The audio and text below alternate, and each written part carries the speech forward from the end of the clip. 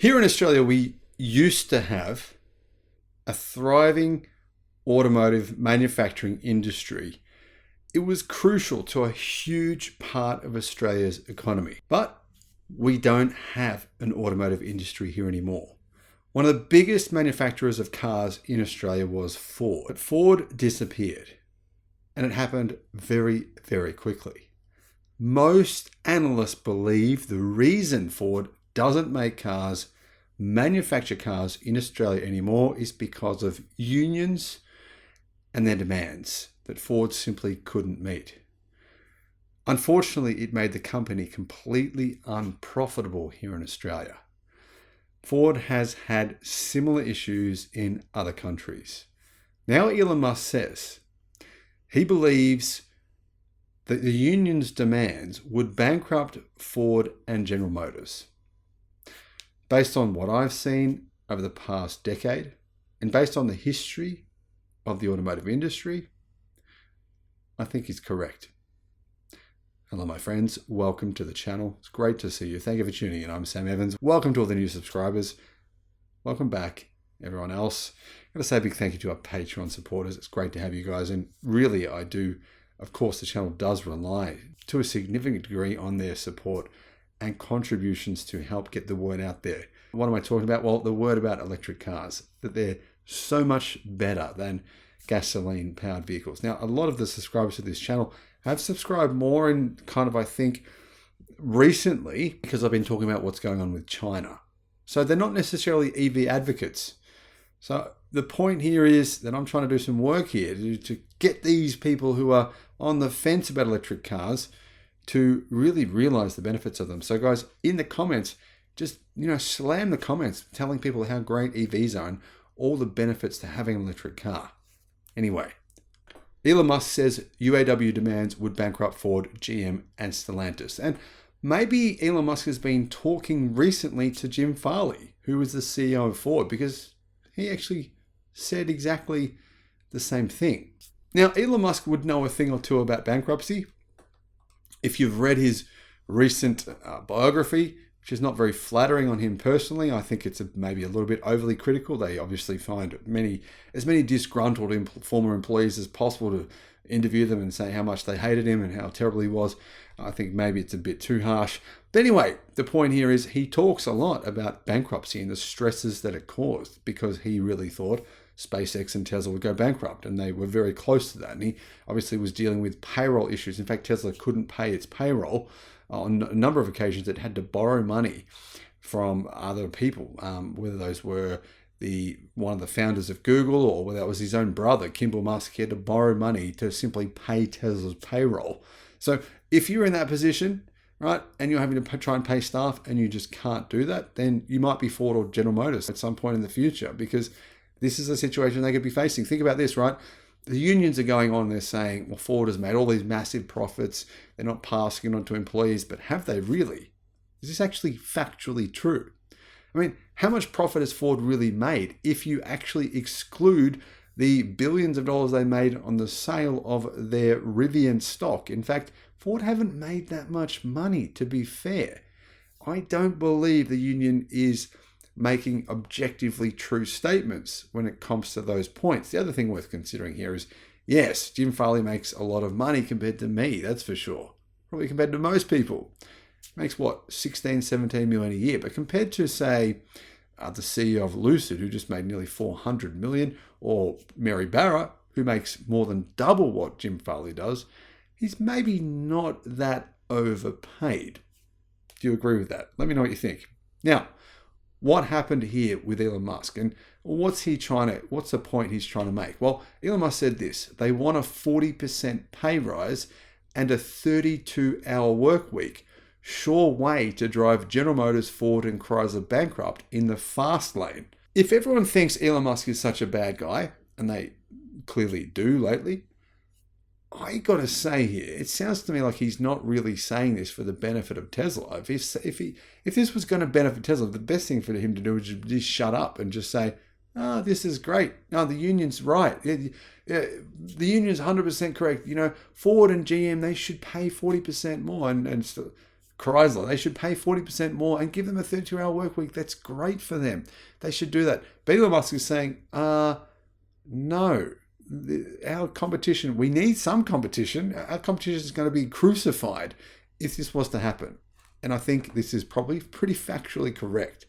Anyway, Automotive News says the union reduced its demands for pay rises in negotiations with officials from 40% all the way down to 36%. Now, I actually thought this was a joke. When all these negotiations first started, I thought the union was just saying a ridiculous figure to, set an anchoring bias. We call it anchoring bias when we set an artificially high number. Then we negotiate down to, say, 15%. I thought maybe the unions would say, all right, 15%, we'll go with that. We'll start at a stupid number like 40% and go down there. But they're not. They've gone from 40 to 36. In my opinion, that is completely economically unsustainable. I don't know why they think that the unions think that the companies that their staff work for will even be a company if they actually did follow through with this and agree to these demands. Like I said, in Australia, the same thing happened. Now, the union's demands weren't actually anywhere near this bad, but in Australia, the economy just couldn't possibly sustain these kinds of price wages. And the wages really were the biggest issue here when our manufacturing industry died.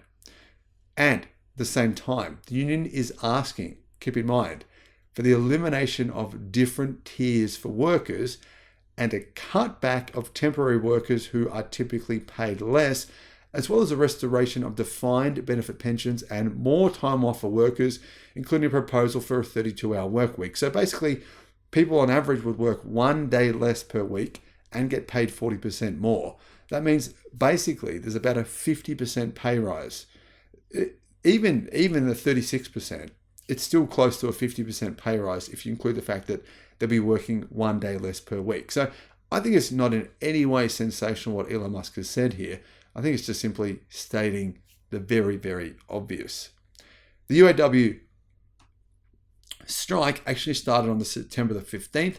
It's the first of its kind that has targeted all three manufacturers at once. I think from what I'm seeing, guys, I'm here in Australia, but from what I'm seeing, this strike is getting bigger. So they're starting to strike more workers, and this obviously will affect output.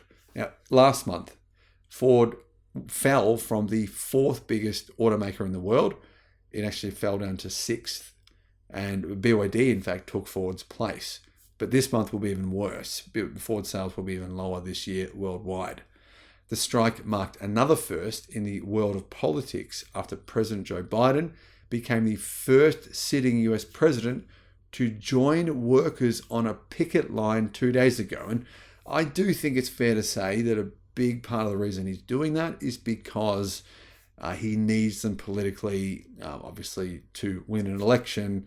The UAW are a big part of the Biden administration. What they do, essentially, he's always had their support.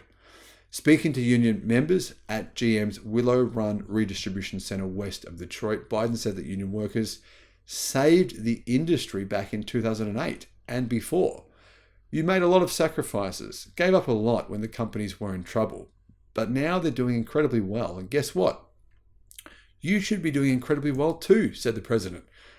I'm not sure Joe Biden remembers those events correctly. He is well known for having a bit of a fuzzy memory, especially when it comes to his son. Anyway, that's another story. But I think Joe is probably forgetting the fact that General Motors went bankrupt. They actually went bankrupt. So they weren't saved by anyone. The US government basically gave them a massive loan. That's what really happened. But GM declared bankruptcy. So Elon Musk is saying that's going to happen again. Joe Biden's saying, no, it isn't. Even if we pay workers 50% more. Basically, Ford has worked out the numbers here. If they give in to union demands, they're paying workers an average of $300,000 US yearly each. That's a lot more money than most people make. Average wages in America are what, 60 or 70,000 US dollars? Nowhere near those numbers. I cannot understand these demands. They seem outrageous. But anyway, maybe I'm missing something. Tesla, along with Rivian and Lucid, are not unionized, although there have been attempts in the past to basically make them unionized. That said, you got to keep in mind, most Tesla employees have stock. They have Tesla stock. So they've made a lot of money that way. I think maybe the workers are not so keen to unionize because they've done really well. They've probably made more money on average than basically workers working at union organized workforces. But that's a situation that may not be repeated. Who knows? I mean, anything could happen. The UAW worked to unionize employees at Tesla's Fremont plant in California, but it didn't actually work that well, didn't get enough traction to get a vote. And of course, Elon Musk didn't want this to happen, and he did do some things to try to prevent it. And I kind of understand where he's coming from. Some people disagree with what he did, but what are your thoughts? Let me know what you think about that. Another union campaign was put to an end in the firm's factory in Buffalo in New York in February, with the Workers United Union accusing Tesla of terminating dozens of workers who campaigned. But I don't think that Buffalo factory in New York is going to be doing anything of any kind within the next 5 years. I'm going to guess Tesla's just going to completely pull out of that situation. It's really not a factory that I believe has any long-term role in the future of Tesla whatsoever. So regardless of what have happened there, even if they had have unionized there, it probably wouldn't have made any difference. In fact, it probably just would have actually been cancelled as a Tesla factory even faster. But anyway, that's what I think about this. Yes, I understand not all of you are going to agree with this. So I want to know what you think. Let me know in the comments. Do you agree? Do you disagree with Elon Musk here? Is he right? I find it hard to understand how he can't be right. I mean, I don't understand how you could possibly raise wages this much and make a profit. And why do I say that? Because it's a dual pincer effect here. The pincer is big wage increases, no matter what. GM and Ford will agree to wage increases. It might not be 50%, but they're going to agree to some significant wage increases. But at the same time, we have electric car disruptors. Massive disruption. Enormous. I mean, it's like nothing we've ever seen in the history of the automotive industry. And General Motors and Ford don't only sell cars in North America. This is affecting them everywhere. So, very difficult, precarious situation for them. Does seem like Elon Musk is actually kind of going into bat for them a little bit. But maybe I'm wrong. Thanks for watching.